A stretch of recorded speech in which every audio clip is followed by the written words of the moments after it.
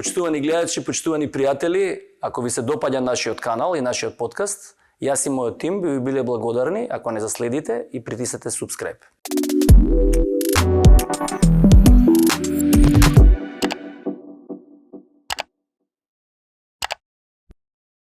Најтешката болка е кога ќе изгубиш дете. Второто е кога имаш болно дете, па после се место сите други губитоци што постојат. Како би можело на тие луѓе да се помогне кои што има таков тип на траума, да речеме? Даваме едно место за кај што има сигурност, кај што ќе дојдеш ти и ќе кажеш, слушај Марија, од ден на ден ја го преживам ова и ова. Океј, дај ми ја таа планина што ја носиш ти на своји рамења. Тај ќе ја држам, јас во овој сад, дури јас и ти разговараме, дури ми кажеш што ти тежи на душа, ќе ја држам. Не се секирај, на крајот нашата сесија јас ти ја враќам таа планина, таа си е твоја. Сите си имаме некоја своја планина, така? Али за тој момент, кога ти си искажеш, кога ги изнесеш тие емоции, кога исфрлиш, мозокот го процесира сето тоа. Некогаш е со лесно, заминиш од таа сесија, се чувствуваш полесен, некогаш е потешко во зависност што сме разговарале. Какви видови на семено насилство постојат? Што све влегува во семено насилство? Таа психолошка контрола, заплашување, изолација, понижување, ако одиме во крајности, сексуална злоупотреба на децата, финансиска контрола, најчесто го гледаме кај тинејџери, манипулација. И едно нешто сакам да знаат луѓето кои што поминале низ траума, дека исто така како што траумата го променила тоа човечко тело, може и да се излечи.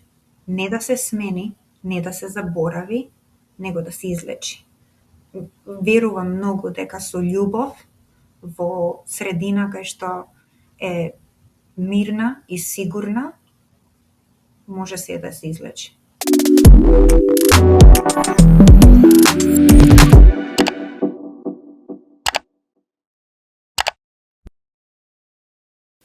Почитувани гледачи, почитувани слушатели, добродојавте во нова емисија на мојот подкаст. Денеска ќе зборуваме за една многу чувствителна тема. Ќе зборуваме за траумата. Не само како настанало, туку што предизвикува нашето тело, што предизвикува нашиот начин на живот, што предизвикува нашето здравје. Едноставно, како тоа влие кај децата, како влие кај возрастните, како влие во семејството, како влие на работа, како влие во една цела држава. За моје големо задоволство, мојот гостин денеска е навистина експерт од таа област. И морам да напоменам дека денеска за прв пат го менуваме концептот, паралелно со гости во студио, ќе започнеме и со онлайн емисии. Зошто пред се? За да можеме да донесеме гости од целиот свет, без разлика дали се тоа македонски експерти, дали се експерти од други држави. Така да, како што напоменав, мој денешен гостин е Марија Ризовска, која што моментално е во Чикаго и е експерт од областа за која што ќе збориме, но она подобро самата ќе ви се представи. Јас само ќе кажам добро дојде Марија во мојот подкаст. Благодарам на поканата, чест ми е да бидам присутна тука. Марија, пред да почнеме, ја пробав нешто, ја ги видов твоето CV, ти си веќе долги години во Чикаго, така да за нашата јавност пред се да знаат со кого зборувам денеска за оваа тешка тема, би те замолил да се представиш себе си, која си и што имаш, како дојде до оваа твоја експертиза да ја работиш и ден денеска. Благодарам на поканата, прво чест ми е да бидам прва од оние кои што се поканети да бидат онлайн. Во 2015 завршив постдипломскиот дека во Сент Луис на Универзитетот Линденвуд. Тие постдипломски се Masters of Arts in Counseling, Psychotherapy. Потоа имав можност да ги ставам во пракса на Универзитетот Вашингтон во Сент Луис под менторство на доктор Никол Джинджер. Животот од таму ме однесе да се преселам во Чикаго, каде што имав можност да работам во повеќе градски болници. Една од првите градски болници ми беше Чикаго Лейкшор. Работев како intake терапист со мали деца, негде од 3 години, па возрастни луѓе до 60-70 години. Тоа е едно од оние искуства што баш ми даде до знаење дека ова е тоа што сакам да го работам, посебно кога видиш малечки суштества со симптоми што се многу северни и злоставување. Ја затоа кажав дека се ова навистина една тешка тема ќе биде, али мислам дека ќе биде навистина интересна, бидејќи јас кога ги читав и прашањата кога ги спремавме отприлика кој правец да иде оваа емисија, мислам дека ќе имаме баш онака една интересна емисија која што би требало секој, сметам, да знае. Така да, Марија, фала ти за почетоков, фала ти уште еднаш што ти мој гостин, и мислам дека може да започнеме со едно најбазично прашање, како би ја дефинирале траумата, вака наједноставно кажам. Кога луѓето слушнат што е траума, претежно мислат дека нешто лошо се случило. И не се далеку од тоа, значи нешто кога лошо се случи непредвидливо, неочекувано, мозокот не размислувал дали ова ќе се случи, дали нема да се случи, се мени таа неурохемија во мозокот. Има голема разлика помеѓу тоа кога ќе сме под стрес, како реагира телото, има голема разлика кога ќе се случи траума. Сега, ако траумата не е само тоа како се случило или што се случило, него и тоа како системот, нервниот систем го процесира тој евент. Во суштина, траума е неочекуван евент кој остава последици и во зависност од многу различни фактори, дали тоа ќе се развие во посттравматско нарушување, дали ќе има други симптоми и понатаму. Така. Да, како знаеме дали некој има траума? Како ќе дое кај тебе, како нормално кој ќе се отвори, имаш ли представа, има ли градација на таа траума кој ќе видиш да кажеш ова има тешка, ова има полесна траума и така натака, например? Да. Не би го категоризирала тоа тешка и полесна. Секој е со својата планина, знаеш, некој има проблем ако им се скршил ноктот, али не е проблемот скршене ноктот и не може да се дозволи да го поправи. Друг е проблемот по таа основа што ја гледаме ние. Ние ги гледаме тие траумата исто како другите физички симптоми што ќе се појават. Значи има симптоми кои се појавуваат кај луѓето кои доживеале траума. Една од најголемите ги гледаме во нарушување на спиење, значи човекот има кошмари, гледаме дека има флешбекс или се појавуваат слики од тој евент, неочекувано, ненадејно. Има промена во однесувањето, има промена во начинот на кој го гледаат животот, надразливост, импулсивност. Значи тие симптоми кога се појават, се она што ни кажува на нас овдека нешто се случува, треба да видиме од кај доаѓа. Дали постои човек што нема траума? Да, би рекла дека постои човек што нема траума. Беззначително, јас и ти може да сме во исто место, во исто време, да ни се случи земјотрес, например, да кажеме. Добро. И еден од нас да не развие траума, а другиот да развие. Не значи дека ако луѓето се најдат во трауматска ситуација или во собрекајни несреќи, например, посебно кога некој загинал, посебно некој кога починал, војни, не значи дека сите ќе развијат, сите имаат трауматско искуство, али не на секој се мени мозокот. Имаше истражување скоро од Универзитетот во Нјујорк после 9/11, кога се случи, 99 од овие што беа пожарникарите, спашувачи, само 22 мислам дека имаја развиено PTSD. Не секој го развива тоа. Интересна работа. Тогаш што е причината по тебе, мислиш, ако навистина ево од тој пример што го кажуваш, ако тие веројатно ги мислам сите биле на некакви испитувања или на психотерапија и како да крстам.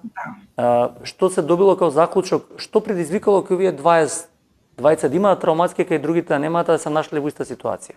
Дали е генетика во прашање, дали е претходни трауми, не знам, што било некакво причина. Сето тоа што дали возраста, дали полот, дали не знам.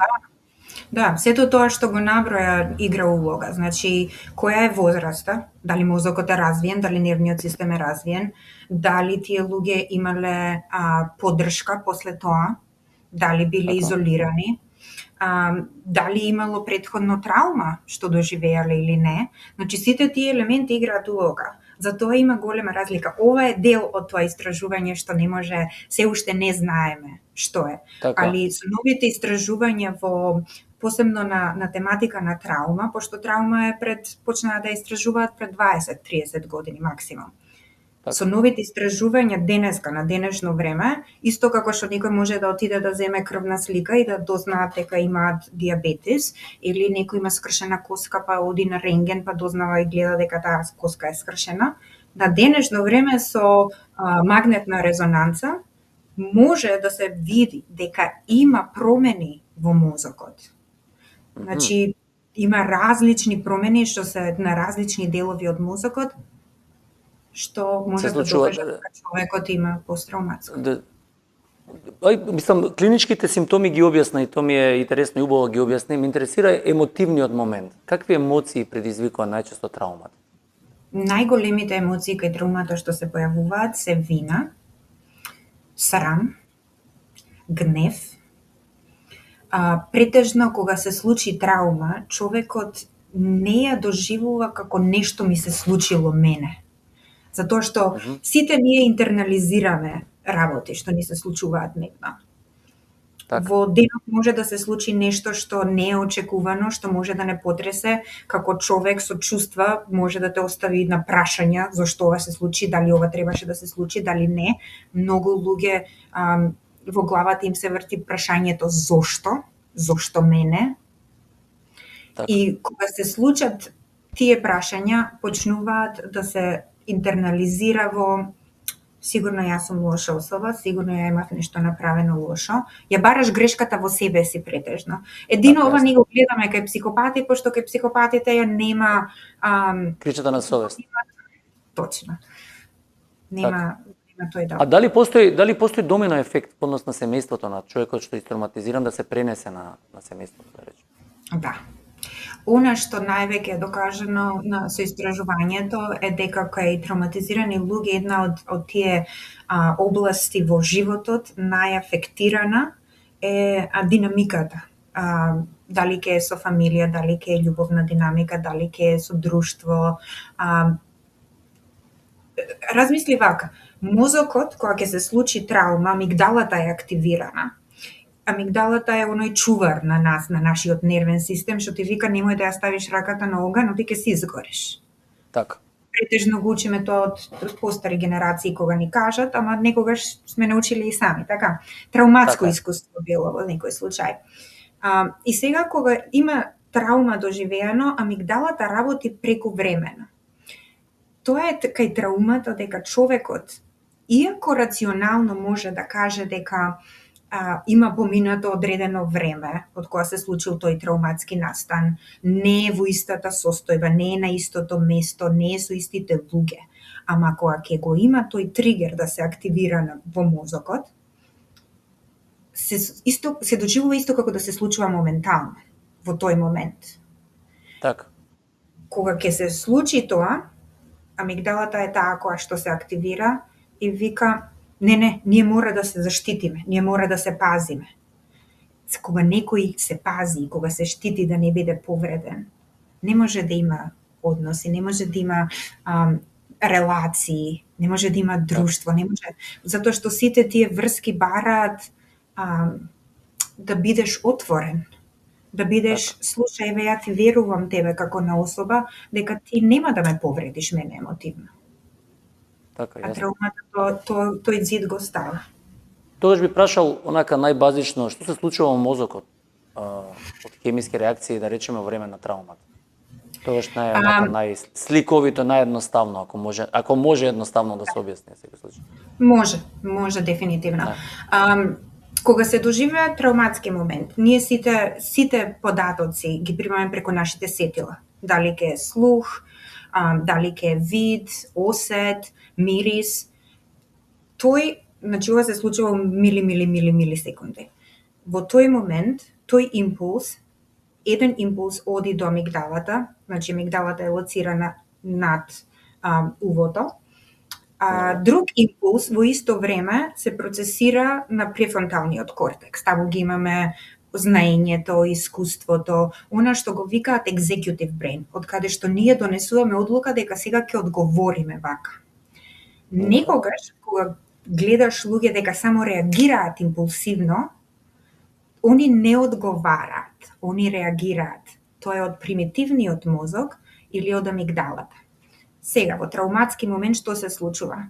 Травмата се случува, телото е fight, flight, freeze, faint, дали ќе се укочи, дали ќе бегаме, во зависност од ситуација. Тоа е интересно, кој се укочува, тоа е Затоа што се уклучува заради тоа што сака да не заштити, да го заштити нервниот систем. Една целосна улога на амигдалата е за да не заштити, ништо друго. Кога амигдалата ќе види дека има опасност, она е толку многу моќна да го паузира тој импулс да оди во префронталниот кортекс, за да ние може да размислиме дека слушај, ова не се случува сега, ние сме само тригирани за нешто што ни се случило пред неколку години. Не е истото место. Или во ситуации што многу луѓе може да се пронајдат, кога се кара некој, кога се расправа. Кажеш се и свашта што ти доаѓа на ум, така?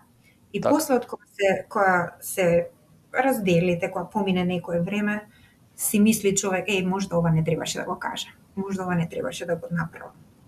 Тоа е таа разлика помеѓу кога човек реагира од примитивниот мозок, од амигдалата, и кога реагира од префронтален кортекс, кога таа информација е процесирана и одговара во тој момент.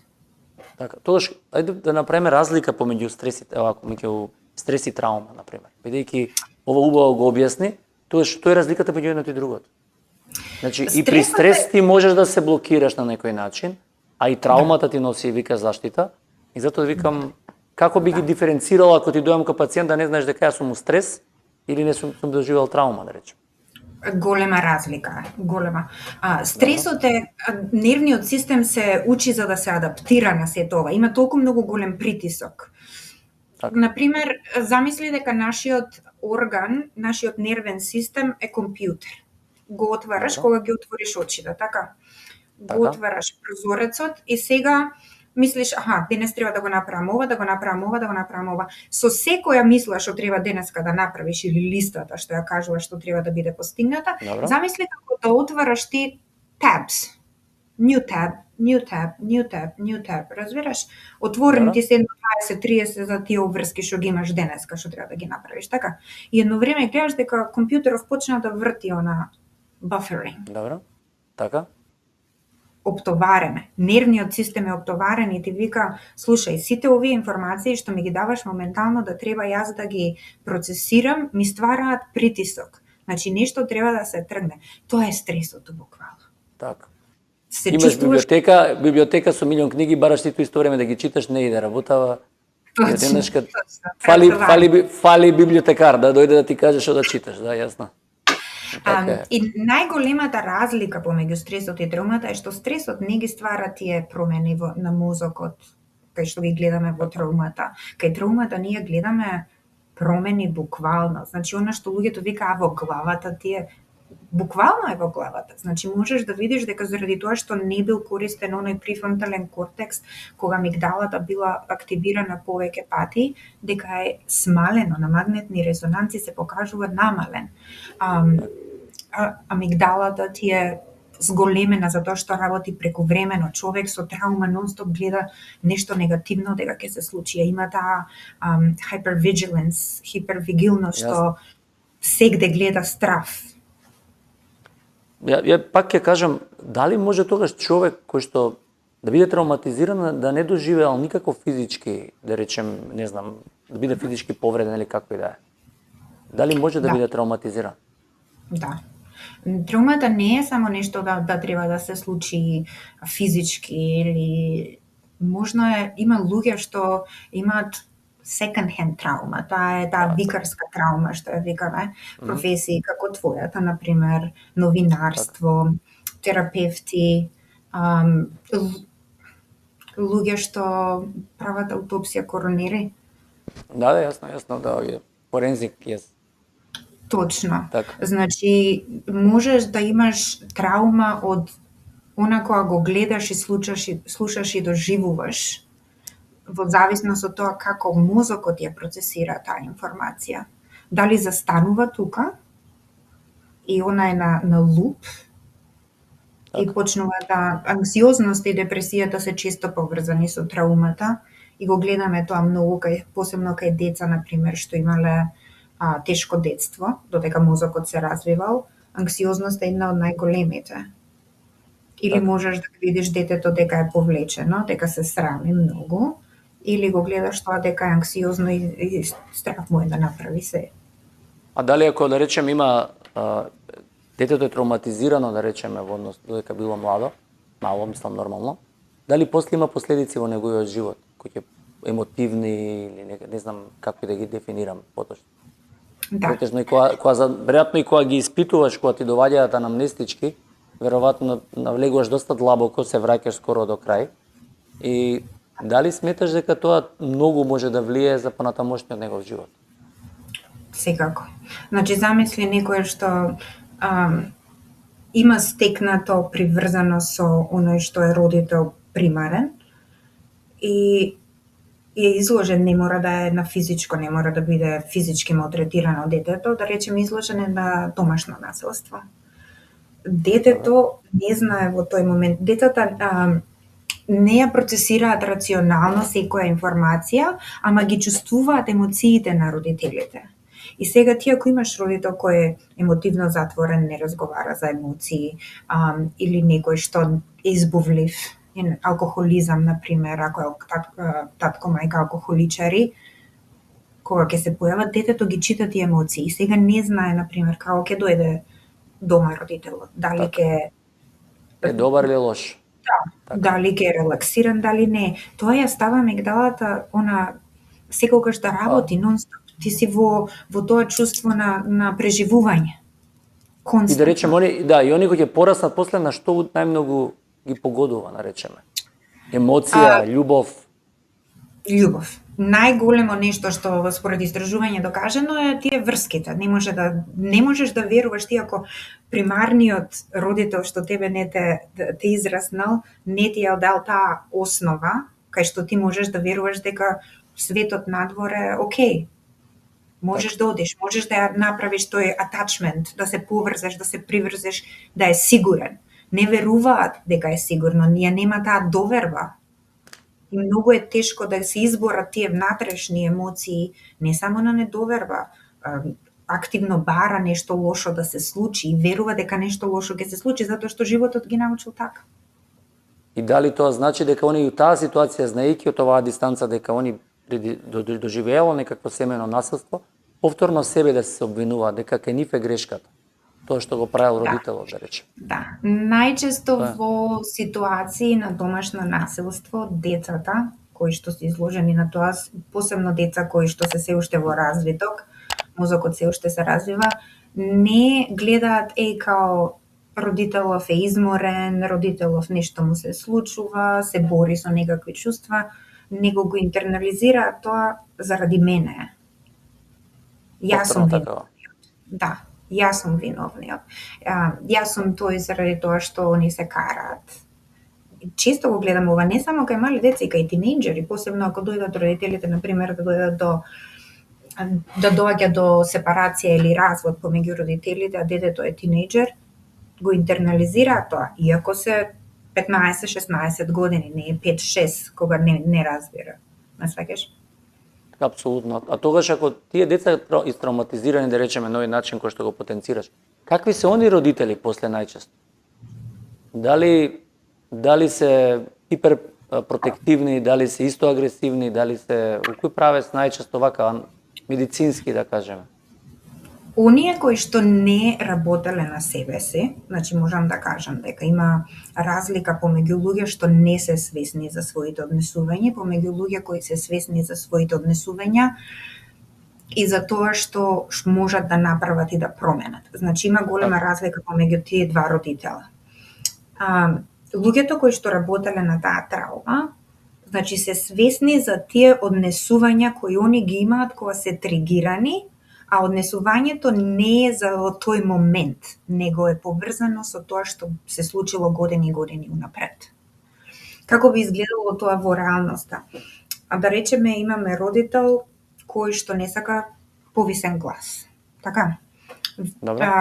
Некој да зборува гласно, да се дере, Кај децата е тоа нормално. Кога играат, они артикулираат со Најасно, повисок тон, така. Точно. Родител што има израснато како дете во средина кај што родителите се карале и викале нонстоп, може да се најде себе си тригиран. Која е разликата помеѓу родител што обрна внимание и работел на себе си и разликата која што кај родител кој што не работел на себе си? Оној кој што работел на себе си ќе знае дека го слушам ова, ја осеќам, пошто и соматски ги осеќаат тие симптоми некогаш, се осеќам дека не сум безбедно, чекај. Застани, смири се, регулирај се.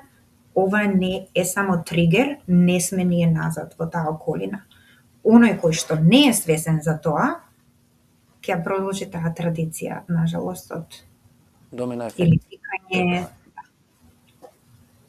Што правиме, да речеме, како влие на концентрацијата, на меморијата, на оние базични работи, да речеме, конкретно концентрација кога преживеал, да речеме, одредена травма во детството и утре работи некоја одговорна работа, пример, дали може да му влијае травмата во однос на концентрација, меморија, тонот, како и да е, оние базични физиолошки работи, да кажем.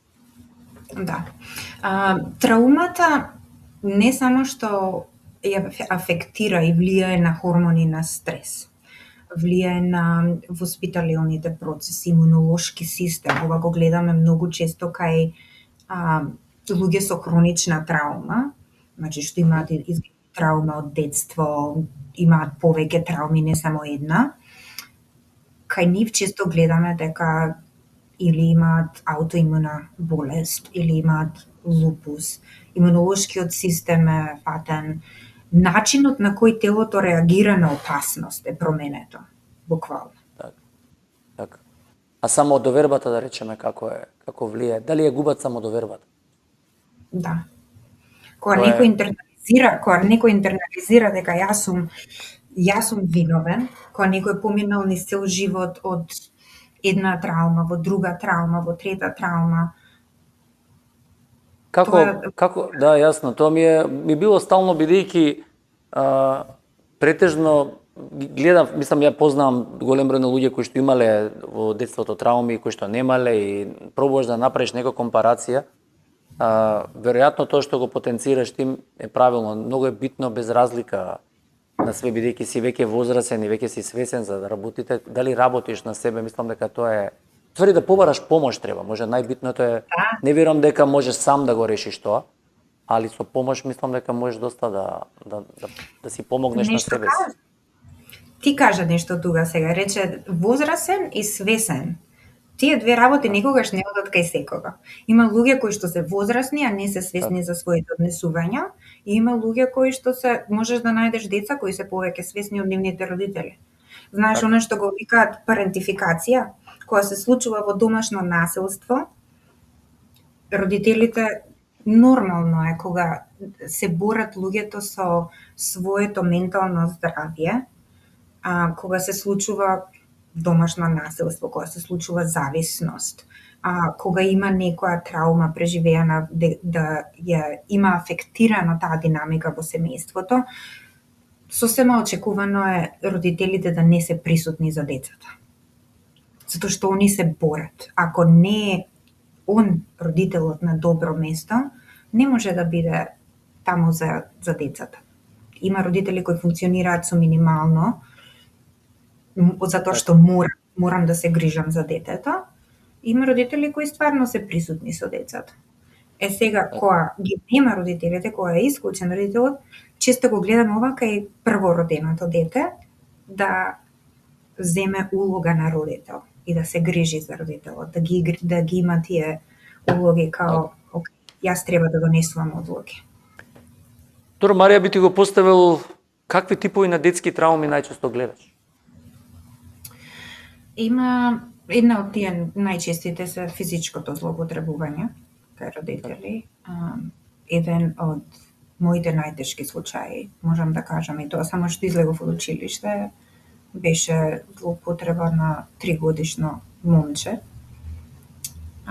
Не збориме само за тепање и ударање, него збориме за родител што ја уклучува ринглата го собликува детето од пелена и го става голо на ринго.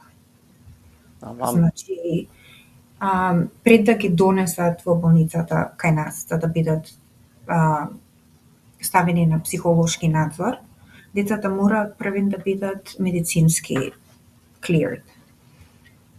Ова беше едно од најмалечките тела што сум видела во мојата кариера да биде најзлоставувана. Покрај тие физички трауми ова дете што го има доживеано, емотивната траума е голема одекар, затоа што родител го има правено ова на детето. Занемарување е најголемото. Децата бараат емотивна конекција со родител. Ако тоа не се случи, детето се чувствува отфрлено. Ако има зависност кај родител, значи го гледаме тоа дека кај детето ќе се покаже било. Има ли возраст која што е можам да кажам, дека кога се случи тоа, има ли разлика кога тоа се случи на 2 години и се случи на 7 години? Каде е поголема тежина? На 2. Мозокот се развива, така? Добро. Знаеме дека мозокот се развива низ годините. И имаме не само биолошки, него ги имаме и тие социјални фактори кои што мора да има родител кој што го има направено тој attachment за детето подоцна се развие во здрава, сигурна особа, така?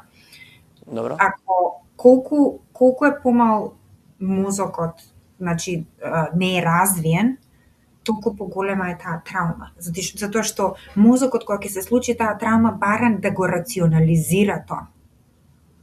Гледај го ова како траума што се има доживеано, евент што се има доживеано, мозокот не знае кај да го стави, кај да го лоцира, кај ќе го ставиме сега. И е заглавен на тој луп, на играње, на нон-стоп, на преживување на таа слика, на таа меморија. И да речеме, ако имаме ситуација, сега пробувам, јас сум хирург, па пробувам прагматично и гледам. Ако траумата се случила на 2 години и тоа дете нормално е земено од родителите и да е во градинка, да речеме на 6-7 години, како се приметува разлика на тоа дете од 6 години и дете кое што е нормално растено и кое што не било травматизирано? Дали ќе приметите разлика? Дали се тие деца позатворени, дали се поагресивни, дали се, не знам. Каде би била разликата? Не мора секогаш да значи дека кај тие деца ќе отиде на со негативни симптоми. Некогаш траумата донесува и повдлабочена емпатија. Донесува по-аутентични да бидат, по-самостални тие деца. Имавме случај со триплети. Еден од триплетите, како бебе, мора да помине низ операција. Како се развиваат сите, се различно развиваат. Значи, секоја си има својата личност, си ја гради со тек на години, така? Двата од триплетите беа идентични, едниот не. Детето кое што беше поминато низ таа операција, низ тие неколку операции, имаше проблем со црева, со внатрешни органи, не се сеќавам точно, беше едно од тие идентичните. Кога ќе ги споредиш двете, ако се идентични близнаци, ако се иста година, со исти родители раснати, ова беше толку многу по-аутентично, посмирено, по-различно ја гледа ситуацијата, без разлика дали ќе е за играчки, по-емпатично, ако види некој да плаче, ќе отиде. Значи, не секогаш кај децата може траума. Така, да биде негативна. Така, ама има нешто што кај некои луѓе, она што кај возрастните, например, што го правевме на почетокот муаветот, дека некои нема да развијат PTSD. Тоа е тоа што уште не може научниците да докажат што е ова, за да може да го примениме кај сите луѓе, за да немаат луѓе во траума. А дали траума представува и overprotective родител? Мислиш дали родителот кој што е overprotective имал траума и дали дали он предизвикува на детето, ако премногу е заштитнички спрема детето, дали е некако видна траума кај детето? Можно е. Не можам да кажам со сигурност, али можам да ти кажам дека е можно, затоа што зависи од човек, од детето. Што значи тоа е да? Дали можно? Да, на пример, дали кај овие деца на пример кои што имаат такви травматско детство, понатака имаат проблем со интимноста, со љубовта, со партнерот и така натака. Да. Најчесто ги гледаме, на пример, кај overprotective родител што е, дека децата се анксиозни. Можеш да ги видиш, да го приметиш во парк, на пример, кога ќе отидат да играат со деца, тоа дете не се отпушта од родителот. Не оди да игра со други деца, не оди да истражува нови работи, да се качува. Ја нема таа сигурност, затоа што родителот ти вика, не го допирај ова, не го ставај тоа во устата. Така. Децата, ако ги гледаш децата како комуницираат меѓу себе, они го немаат тој филтер на дали ова има вируси или нема вируси. Они ставаат се уста, се гушкаат без разлика дали е машко, женско, боја, вера, религија. Так. И нив го нема тој филтер. Сето тоа е од родителите. И они кога пораснат, во зависност од како се израснат и во каква средина пораснале, значи при травматските ги гледаме дека се анксиозни, можат да бидат депресивни, имаат нарушена самодоверба. Светот не го гледаат дека можат да отидат и да постигнат што сакаат, него светот е едно поле кај што се е негативно и треба да се чуваме. Тогаш како би го дефинирала, какви видови на семено насилство постојат? Што све влегува во семено насилство? Дека тоа сега многу се употребува како израз, значи што све влегува како дефиниција или како некаква поделба, да кажем? Таа психолошка контрола е голема, една од големите. Заплашување, изолација, понижување, ако одиме во крајности, сексуална злоупотреба на децата, финансиска контрола, најчесто го гледаме кај тинејџери. Ако тинејџерите не слушаат, знаеш, сакаат да прават што сакаат како тинејџер, родителите пробуваат со финансиска контрола, манипулација. Ова го имаме често во македонската култура, како култура. Ако ме сакаш, нема да го правиш ова, како родител. Да, јасно. Да. Тоа е емотивна манипулација. Да, јасно. А што се случува со нервниот систем тогаш, можам да прашам? Кога има таков тип, кога живееш во некаков постојан страв, дека нешто дома ти се случува. Што се случува со психата најчесто? Она што го зборевме за амигдалата, кога е во тоа постојана состојба на дали да се нема релаксација.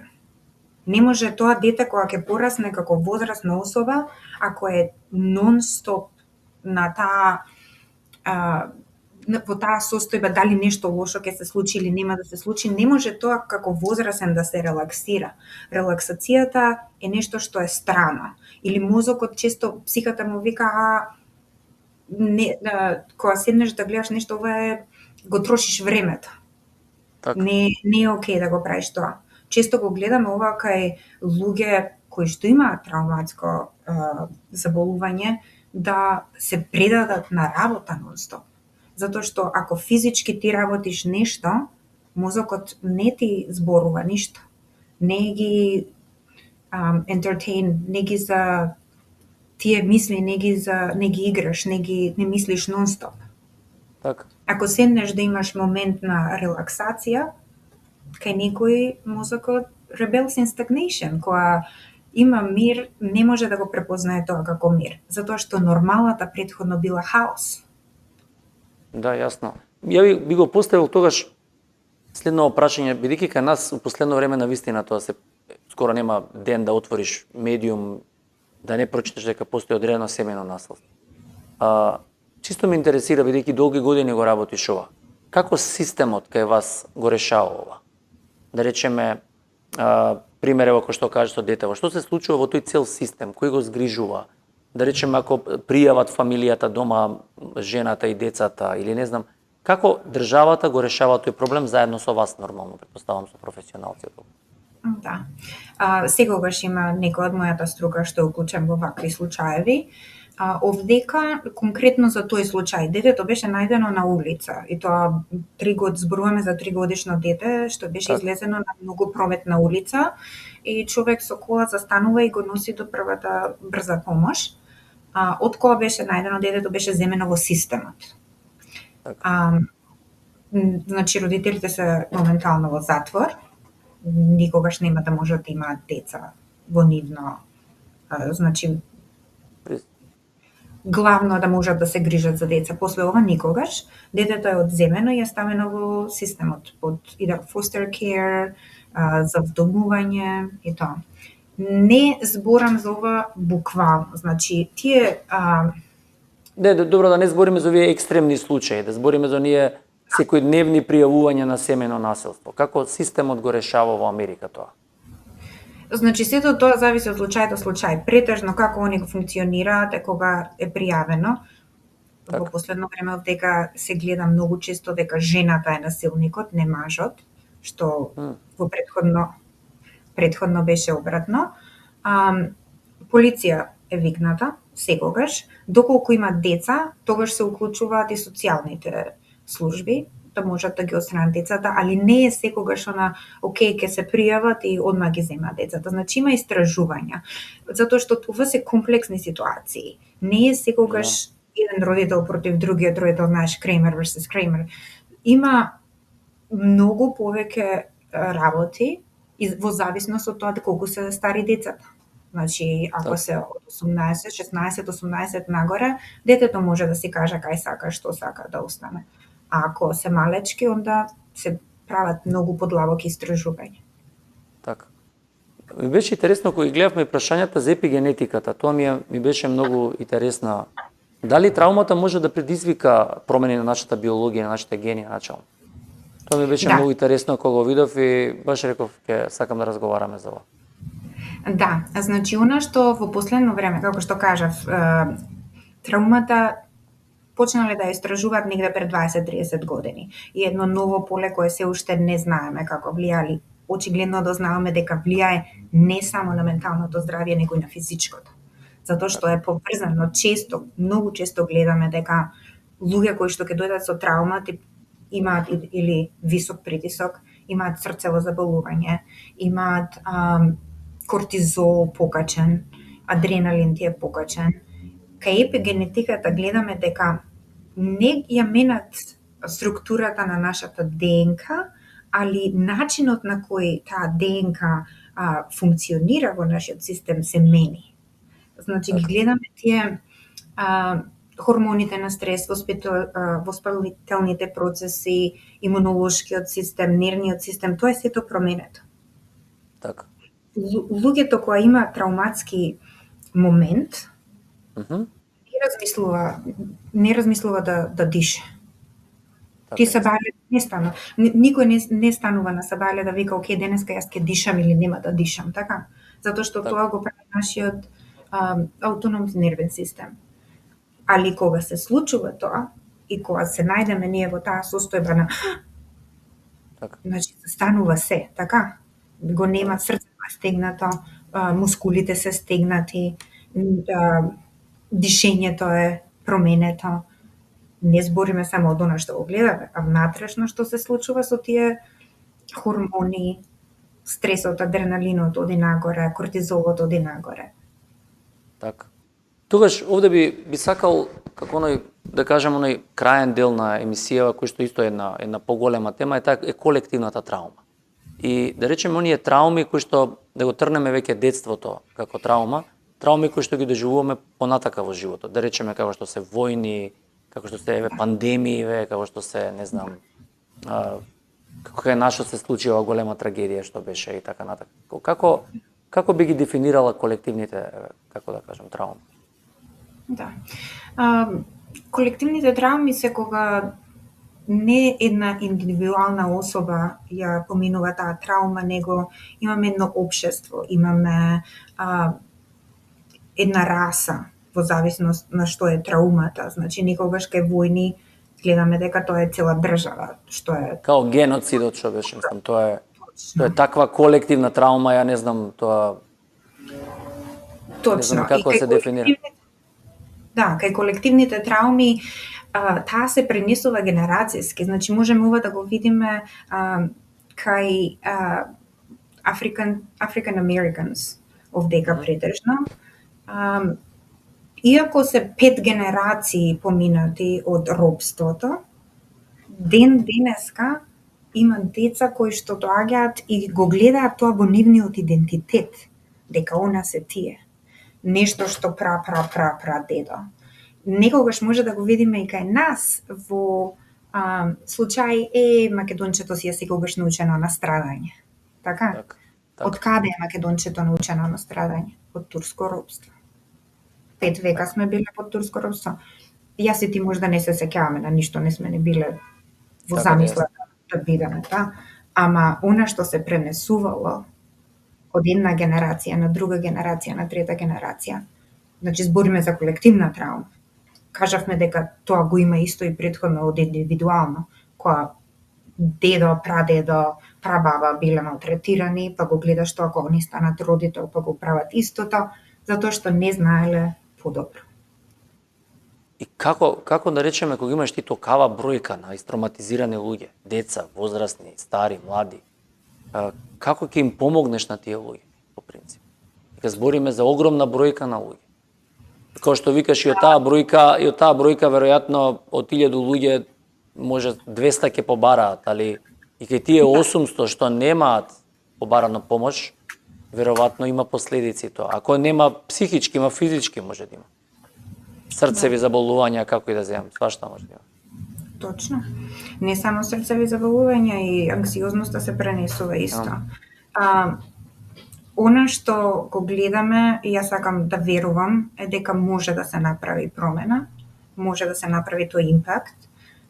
Можеби ке една или две особи, али рачунајте како ти си помогнал на една-две особи кои што сватиле дека им треба помош после тоа, дека не си помогнал само на нив, него си ги допрел нив и си ги допрел тие животи околу нив во нивниот живот и си ги допрел наредните генерации што доаѓаат, они што планираат да ги имаат. Така, како психотерапевт додека работев за University of Illinois в Чикаго, тоа им е градската болница овдека, имавме случаеви кај што кога на некој оделение ќе има абнормална смрт или некој абнормален случај, јас мораше да се појавам за да го поддржам персоналот таму. Така, се уште го има тој срам кога доаѓа до менталното здравје. Не секој се појавува на тие briefings или support groups. Така. Ама доволно е една особа да дојде и некогаш кога ќе дојдеше него па ќе каже и слушај ова од моите колеги, гледам дека нешто го потиснува, дека има промена, па онда подадеме поддршка на таа особа, така. Не можеме во овие случаи, сите поминавме низ COVID. Сите го доживеавме COVID различно, така.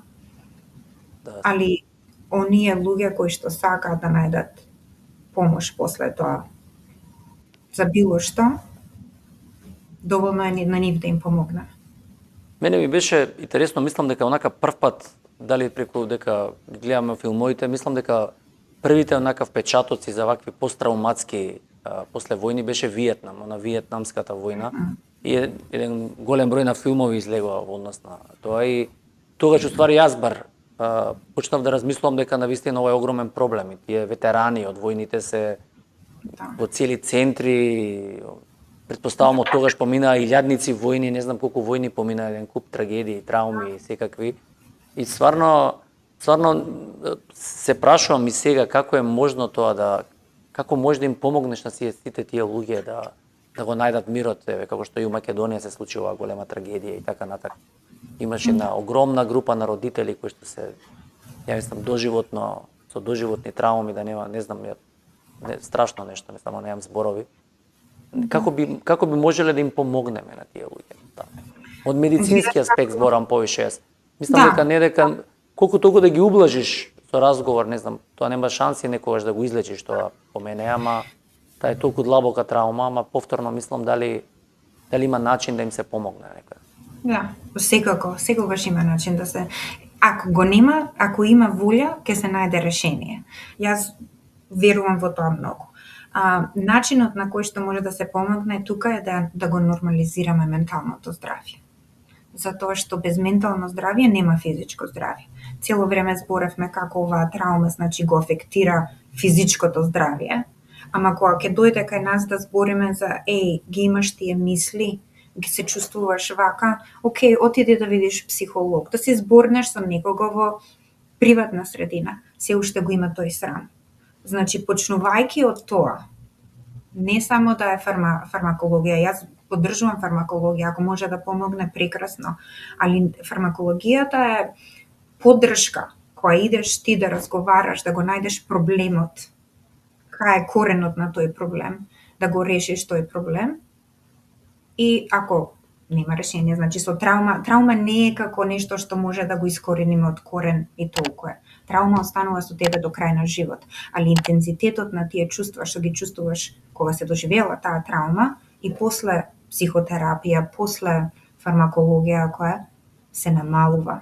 Исто како ако имаш едно камче во чевлата да ти смета и почнува да те глода на почеток, кога почнеш да одиш со него, те глода и се научиш кај го ставиш тоа каменче. Го ставиш, пошто знаеш дека не можеш да го тргнеш, со тебе е до крај на животот. Ама го позиционираш некаде кај што нема да ја ствара таа болка додека ти ќе користиш животот. Така, убаво објасни. Бидејќи имаш и у психијатрима на градација на болка, најтешката болка е кога ќе изгубиш дете. Да. Второто е кога имаш болно дете, па после се место сите други губитоци што постојат. Дека и сато сметам дека тој недостаток на губиток на дете, мислам дека не знам како би се медицински, а поише од медицински аспект се приоѓам, како би можело на тие луѓе да се помогне кои што има таков тип на травма, да речеме, за тоа. Кога ќе ја нормализираме, кога ќе го нормализираме менталното здравје, што кажуваме на таа особа? Не ја осудуваме, не ја сожалуваме. Секако, човечки суштества се жал е да поминуваат луѓе низ такви работи, така?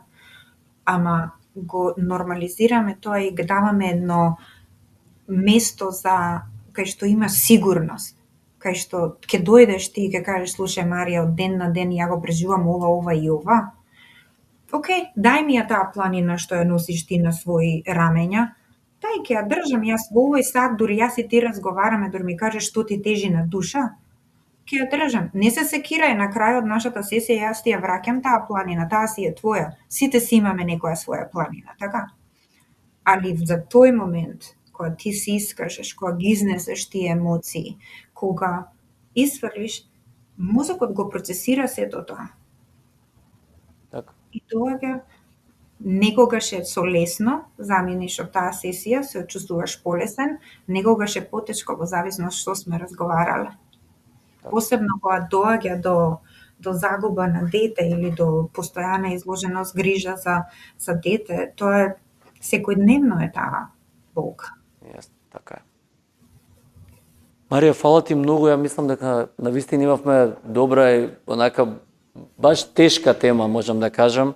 На сите мои гости на крај им го поставувам онака последното прашање од типот каков совет би дала до гледачите, да кажеме, во однос на тоа како може да си помогнат или што треба да прават еве конкретно. Да.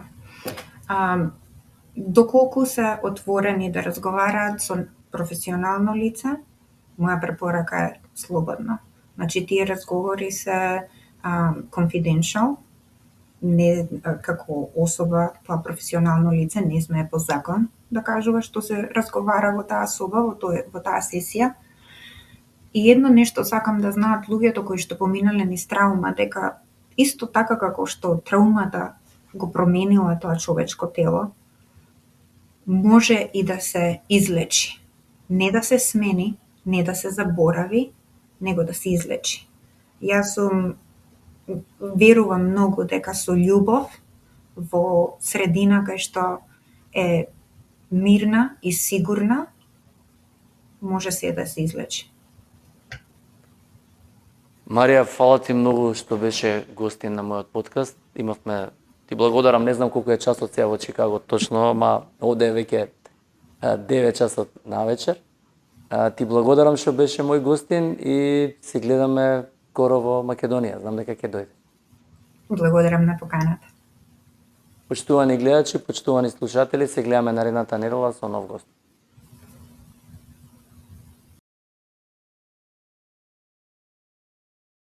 Почитувани гледачи, почитувани пријатели, ако ви се допаѓа нашиот канал и нашиот подкаст, јас и мојот тим би ви биле благодарни ако не заследите и притиснете subscribe.